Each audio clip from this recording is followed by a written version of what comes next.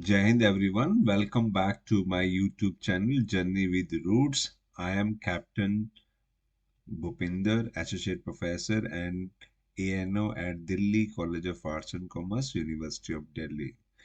और last semester मैं एक टॉपिक पढ़ा रहा था अपनी क्लास में, उसको बोलते हैं फाइनेंशियल अकाउंटिंग। उसके रिगार्डिंग मैंने 4 वीडियो अपलोड करी थी और ये आप देख सकते हैं मेरे यूट्यूब चैनल पे।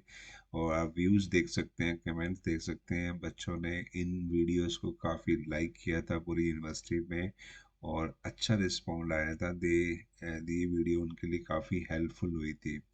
On the line of that मैंने अब ये नई सीरीज आज से स्टार्ट करने जा रहा हूँ। आज है 18 अप्रैल 2025 और इस साल मैं कंपनी लॉ अपनी क्लास में पढ़ा रहा हूँ।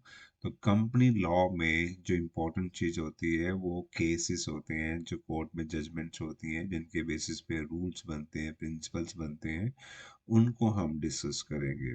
तो आज जो मैं केस आपसे डिस्कस करने जा रहा हूँ वो Salomon versus A Salomon company limited case है, जो कि लैंडमार्क केस है इन दी हिस्ट्री और ये आज भी रेलिवेंट है।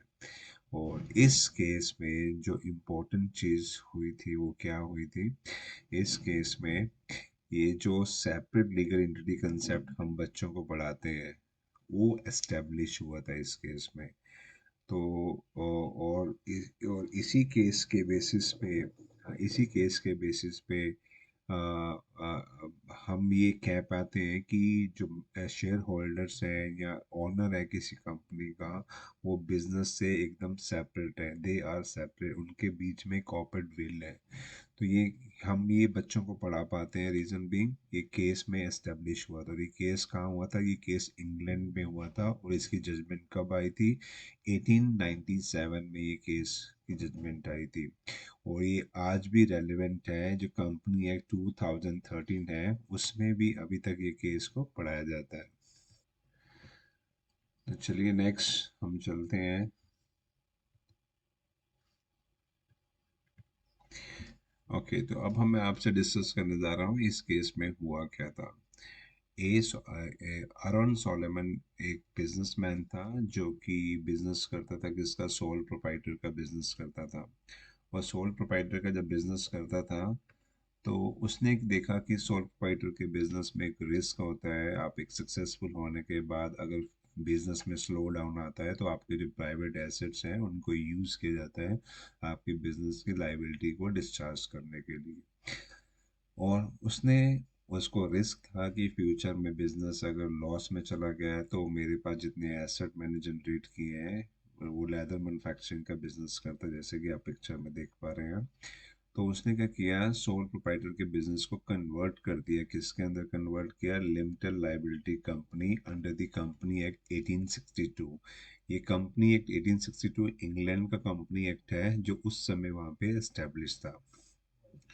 और इसने कन्वर्ट करने के बाद उसने क्या किया, उसने शेयर डिस्ट्रीब्यूट किए। जो नई कंपनी बनाई उस कंपनी का नाम रखा ए सोलेमन एंड कंपनी लिमिटेड, जो कि पब्लिक कंपनी थी।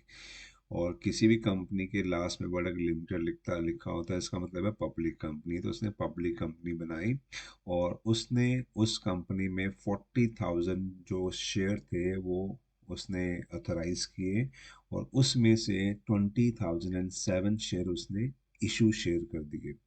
और जब इशू शेयर किए तो हमें ये पता है कि पब्लिक कंपनी बनाने के लिए मिनिमम 7 पर्सनस की रिक्वायरमेंट होती है। तो उसने क्या किया, 7 पर्सनस जो मेंबर्स जो रिक्वायरमेंट थे, तो उसने अपना और अपनी फैमिली के मेंबर्स और जो पर्सन थे उन्हीं को ऐड कर लिया। जैसे कि उसने एक शेयर अपनी वाइफ को दे दिया, एक शेयर अपनी डॉटर को दे दिया और 4 उसके बेटे थे, 4 शेयर उनको दे दिए, 6 ये हो गए हैं और एक वो खुद हो गया, 7 लोग ये हो गए फैमिली मेंबर। और उसने क्या किया, एक एक शेयर इनको दे दिया और 20,000 एक शेयर उसने अपने पास रख लिया, तो मेजोरिटी शेयर होल्डर वो बन गया। और जो बेसिक रिक्वायरमेंट है पब्लिक कंपनी बनाने के लिए 7 मेंबर चाहिए, उसने फुलफिल कर दी। और उसने क्या किया है, सोल प्रोप्राइटर का जो बिजनेस है उसको उसने सेल कर दिया, किसको, ए सोलेमन एंड कंपनी लिमिटेड को। कितने की डील हुई है, 39,000 पाउंड की डील हुई है।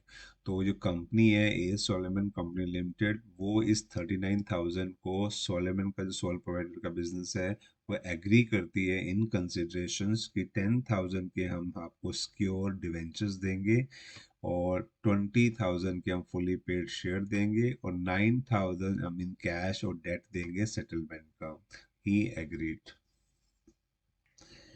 तो इस स्लाइड में हम डिस्कस करेंगे कि डिस्प्यूट क्या हुआ था, कोर्ट में केस क्यों गया, उसके बारे में हम डिस्कस करेंगे। तो पहले जैसे कि हमने यहाँ पे पहले डिस्कस किया है प्रीवियस स्लाइड में कि सोलोमन ने अपना सोल प्रोप्राइटर का बिजनेस सेल कर दिया किसको, ए सोलोमन कंपनी लिमिटेड को, जो कि सेपरेट लीगल एंटिटी थी, उसको 39,000 में पे कर दिया।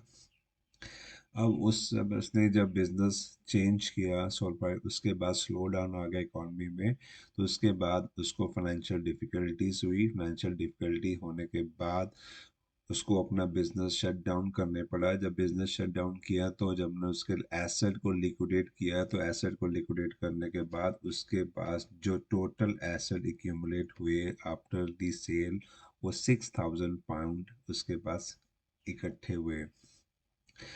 बट उस समय जो उसकी लाइबिलिटी थी ज़्यादा थी। लाइबिलिटी में क्या था, 10,000 तो सिक्योर क्रेडिटर्स थे जो कि सोलोमन ने अपना सोल प्रोप्राइटर का बिजनेस इस सोलोमन कंपनी लिमिटेड को सेल किया था, एक तो वो था, और 7,000 के अनसिक्योर क्रेडिटर्स थे। और इसका मतलब है तो total 17,000 money is required, 17,000 pound is required to settle down the secure and the unsecure creditors, जिसमें कि 10,000 सिक्योर क्रेडिटर्स थे किसके, सोलेमन के, और 7,000 के आउटसाइड पार्टीज के अनसिक्योर क्रेडिटर्स थे। तो अब इस केस में लीगल चैलेंज क्या आया, लीगल चैलेंज ये आया, तो रूल के हिसाब से जो पहले अगर हमारे पास पैसे कम है और लाइबिलिटीज ज़्यादा हैं तो सबसे पहले हम सिक्योर लोन को एडजस्ट करेंगे। तो सोलेमन ने ये डिमांड करी है, ये 6,000 रुपीज़ जो आया, 6,000 पाउंड जो बचा हुआ है, इस 6,000 को वो पहले इस सोलेमन को दिए जाएं, क्योंकि उसके पास 10,000 सिक्योर बॉन्ड डिवेंचर्स हैं ए सोलेमन कंपनी के। और जो अदर अनसिक्योर क्रेडिटर्स थे उनको 7,000 उन्होंने सोलेमन कंपनी से लेने थे, उन्होंने क्लेम किया कि सोलेमन को ना दिया जाए, हमको दिया जाए।